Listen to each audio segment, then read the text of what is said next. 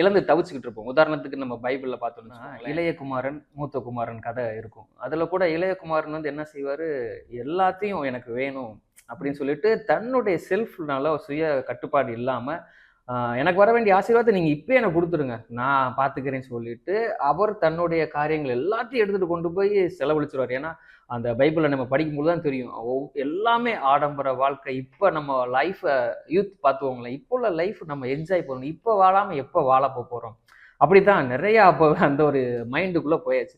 அப்படித்தான் அவரும் இளையகுமாரனும் தகப்பன்ட்ட சண்டை போட்டு, எனக்கு வர வேண்டிய ஆசீர்வாதத்தை நீங்க கொடுத்துருங்க, நீங்க அடுத்து எப்படி இருக்க போறீங்க அதெல்லாம் எனக்கு தேவையில்ல, குடும்பம் எப்படி இருக்க போகுது அதெல்லாம் தேவையில்ல, நான் நல்லா இருக்கணும் அப்படின்ட்டு நம்மளுடைய ஆசீர்வாதத்தை நமக்கு வர வேண்டிய நாட்களுக்கு முன்பாகவே நம்ம சண்டை போட்டோ ஏதோ ஒரு சூழ்நிலை நிமித்தம் வாங்கிட்டு அவர் இளையகுமாரன் போயிட்டார்.